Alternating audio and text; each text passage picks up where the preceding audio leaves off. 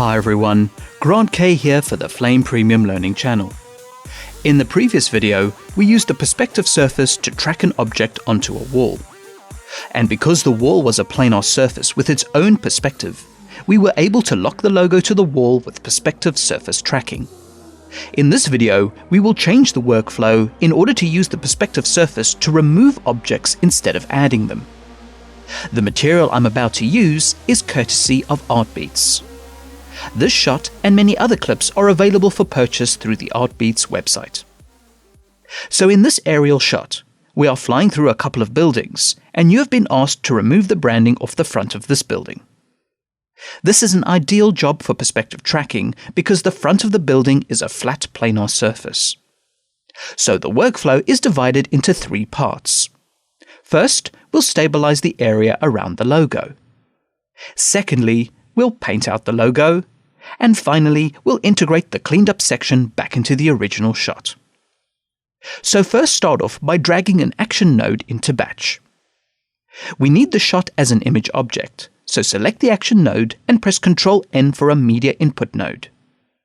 Just connect the red front input as we don't have a mat. Double-click on the action node for its controls.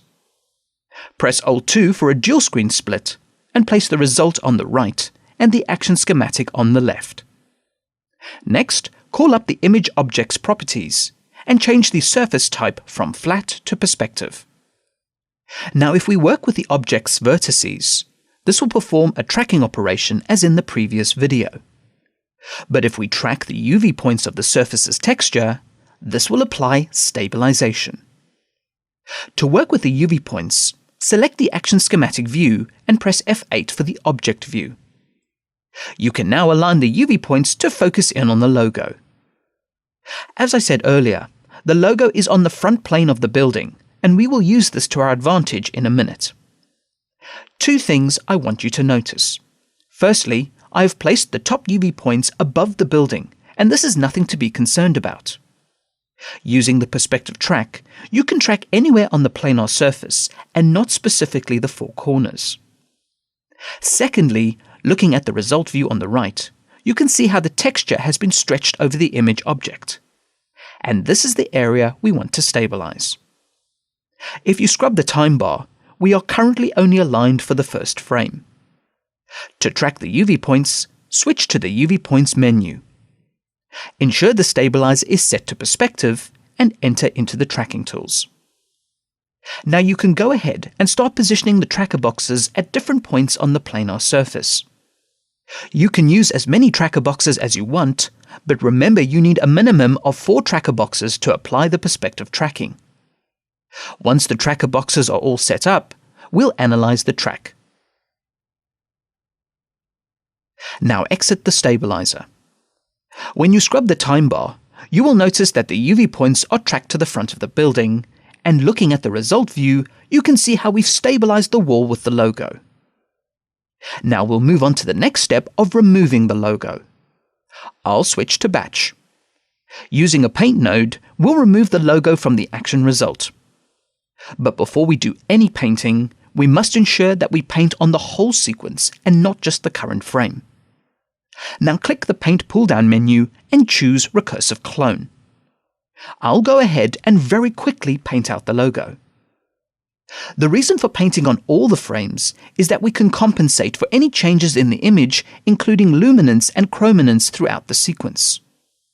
And an additional benefit is that the grain structure is carried over on each frame. Therefore, there is no need to regrain any fixed parts of the image. Scrubbing the time bar, you can see that the logo has been removed. If you notice the logo on any frames, you can clone it out, and it will update on all the frames. Now let's return back to batch. This is not a necessary step, but if painting on every frame is slowing you down, you can select the paint node and call up the contextual menu. Now create a BFX clip. Next, ensure the BFX clip is selected and call up the contextual menu. Choose to render the BFX clip. This will act as a caching mechanism to speed things up. And if you need to, you can always go back to the original nodes to make updates to the frames. If we look at the BFX clip in the player, you can see that the logo has been removed from the frame. The final step in the workflow is to return the fixed area back into the original shot. Go back to Batch and drag out a new action node from the Batch node bin. Connect the original shot as the action background input. Ensure action is selected and press Ctrl-N to add a new media input node. Now connect the BFX clip into the red front input of the media input node. If you were not using the BFX clip, then you would just connect the output of Paint into action. In order to reverse the stabilization that was done in the first action node, we need to copy the data set and invert it. First, go into the second action node and delete the axis and surface object created by the media input node. Now go back to Batch and go back to the first action node. Hold Ctrl and drag a box selection around the axis and perspective surface object.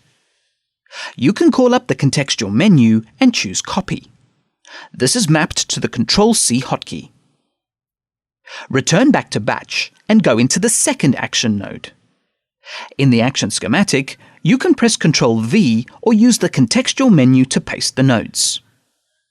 Looking at the result view, the perspective stabilization has doubled on the image. To invert the data, we need to copy the UV point information to the vertices of the perspective surface.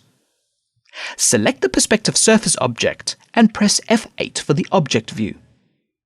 In the object menu, go to the Images UV Points submenu. To copy the UV points to the vertices, click the Two Vertices button.